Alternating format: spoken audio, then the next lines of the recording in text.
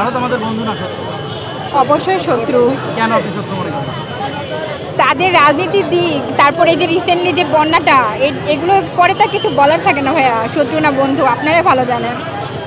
এটা কি পরিকল্পিত না অনাকাঙ্ক্ষিত? অবশ্যই পরিকল্পিত ভাইয়া, এটা কোনো প্রশ্নে আসে না। কেন আপনি পরিকল্পিত মনে করেন? এর আগেও তো অনেকবার বন্যা হয়েছে। বাংলাদেশ কখনো স্বার্থ ছাড়া আমাদের বাংলাদেশের জন্য ভারত কখনোই কাজ করবে না, ঠিক আছে? তার স্বার্থ আছে বিধে আমাদের বাংলাদেশের সাথে মিলে আমাদের দেশটাকে কি করে এই পর্যায়ে আসার জন্য ভারত দায়ী। অনেক সুন্দর, কারণ আমরা সবাই আন্দোলন করছি এমন বাংলাদেশের জন্য যে বাংলাদেশটা এখন আমরা পাইছি। আর গত 5 আগস্ট ছিল আমাদের ভয়ের যে কী হবে না হবে, হয়তো যদি পরাজিত হতাম তাহলে হয়তো জীবনটা থাকতো না অনেকেরই। তো এই যে স্বাধীনতাটা এখন যেটা আমরা পাইছি, এটাই সবার কাম্য ছিল।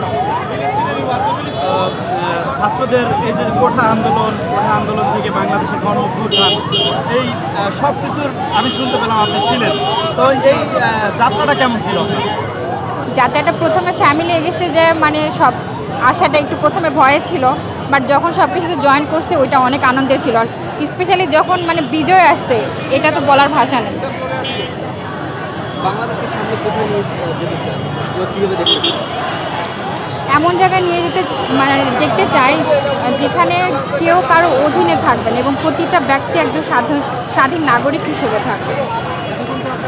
আসলে কোঠা আন্দোলন থেকে বাংলাদেশের সর্বোচ্চ পর্যায়ে দুজন বসে আছে, আপনাদেরই ভাই। তো এই বিষয়টা আপনি কোনভাবে দেখেন? চাকরি চেয়েছিলাম, চাকরি হয়ে গেলাম। অবশ্যই ভালো চোখে দেখি। তারা আন্দোলনের মুখপাত্র ছিল এবং তারা অনেক কষ্ট করছে এবং তারা যে সিদ্ধান্তটা নিচ্ছে সেটা অবশ্যই ভালো কাজ করছে। আসলে কোঠা তো আজকে থেকে শুরু হয়নি, তাই দীর্ঘ আমাদের স্বাধীনতার আগ থেকে আমরা বাংলাদেশ যখন 71 সালে বিজয় লাভ করি, এটা কোঠার মাধ্যমেই কোঠার জন্য হয়েছে। এই কোঠার জন্য আবার আন্দোলন করলাম, এই কোঠাটা কতটা আপনারা নিরসন করতে পারবেন, এটা কি মনে হয়? যতটুকু হয়েছে তা হয়তো মানে মোটামুটি আকারে হয়েছে। এখন যদি কিছু কিছু ক্ষেত্রে হয়তো কোঠা প্রয়োজন আছে, যেমন প্রতিবন্ধী এই ক্ষেত্রগুলোতে কোঠা প্রয়োজন আছে। তো এইগুলো রেখে যদি সম্পূর্ণরূপে নিরসন হয় তাহলে হয়তো বেটার। আপনাদের কোথাও লজ হলো না? আপনাদের তো কোঠা না না না, আমাদের কোনো লস নেই, কোঠাটা ছিল।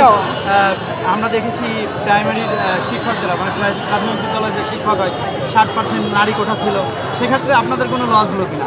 না, আমি এটা লস মনে করি না ভাইয়া। কেন লস মনে করেন না? কারণ এখানে মেধার বিজয় হয়েছে। আগামীর বাংলাদেশকে কোথায় দেখতে চান? ওই যে এটাই বললাম যে যেখানে সব প্রতিটা নাগরিক মানে স্বাধীনভাবে বাঁচতে পারবে, কেউ কারো অধীনে থাকবে না। ভারত আমাদের বন্ধু না শত্রু? অবশ্যই শত্রু। কেন আপনি শত্রু মনে করেন? তাদের রাজনীতির দিক, তারপরে এই যে রিসেন্টলি যে বন্যাটা, এগুলো পরে তার কিছু বলার থাকে না ভাইয়া, শত্রু না বন্ধু আপনারা ভালো জানেন।